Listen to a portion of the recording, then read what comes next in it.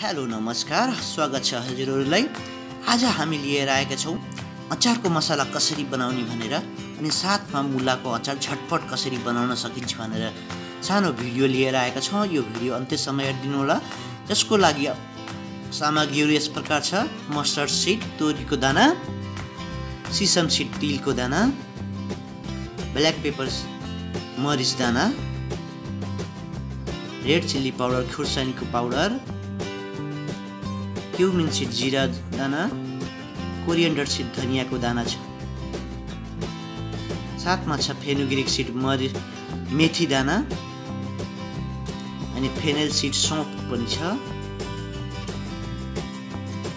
Quorum seed अजवाइन थोरै, साथमा छ टर्मरिक पाउडर बेसारको धुलो, red chilli crush red chilli खुर्सानीलाई कुटेको, अनि साथमा कलौजी,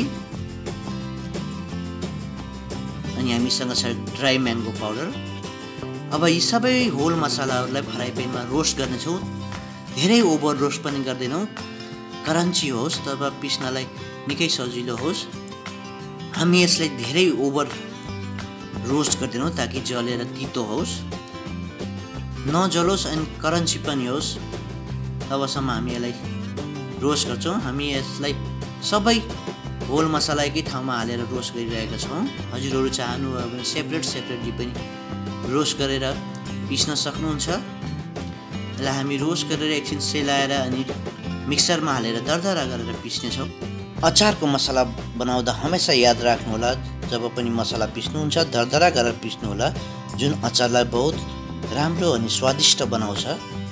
पहिले पनि अचारको मसलालाई धेरै धुलो नबनाउनु होला, किनकि अचारको मसला धेरै धुलो भयो भने अचारमा कुनै टेस्ट हुँदैन। हामीलाई हेर्नुहोस् त, दरदरा गरेर पिस्छौँ। अनि पिसेपछि अरू सबै धुलो मसलाहरू जति पनि छ, साथमा नुन पनि सबै हालेर मिक्स गरेर डब्बामा राख्नेछौँ। हेर्नुहोस्, अब हामी यसमा एक एक गरेर सबै सामग्रीहरू एड गर्छौँ।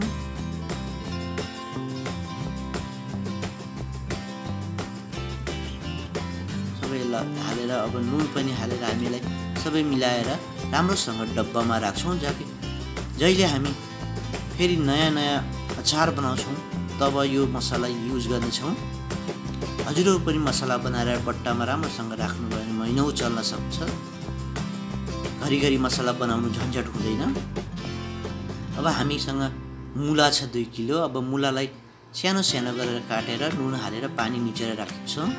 साथमा छ गार्लिक, जिन्जर, ग्रिन चिल्ली। अब यसलाई पकाउनको लागि हामी तोरीको तेल निकै गरम गरेर सेलाएर राखेका छौँ। अब फेरि मन्द आँचमा यसलाई एकछिन कुक गर्छौँ। धेरै फास्ट फायरमा कुक नगर्नु होला। अब जरुरत छैन धेरै ओभर कुक गर्नलाई।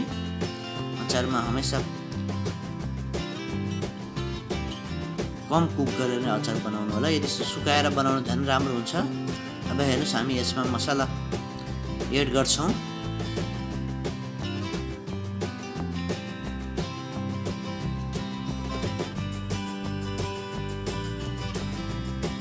अब यो जुन ड्राई गरेको मुला पनि यसमा मिक्स गरिदिउँ। हजुरहरू आफ्नो हिसाबले मसला हाल्नु सक्नुहुन्छ। जति मसला हजुरलाई मनपर्छ त्यति नै हाल्न सक्नुहुन्छ। मलाई अझै मसला कम भएर जस्तो लागेछ। म फेरि 1 चम्चा मसला थप्छु।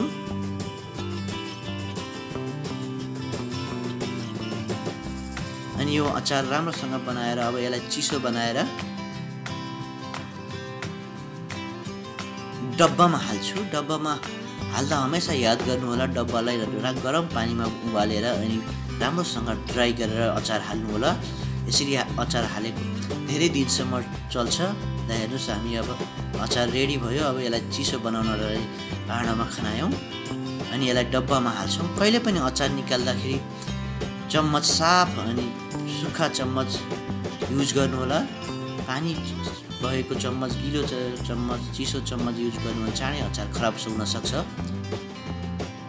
साथीहो, यदि हजुरहरूलाई मेरो यो भिडियो राम्रो लागेमा सेयर गरिदिनु होला, कमेन्ट गरिदिनु होला, लाइक गरिदिनु होला। यदि मेरो युट्युब च्यानल सब्सक्राइब नगरेको भए कृपया सब्सक्राइब गरिदिनु होला। फेरि नयाँ भिडियोमा आउनेछु। तबसम्मलाई बिदा चाहन्छु। हस्त नमस्कार।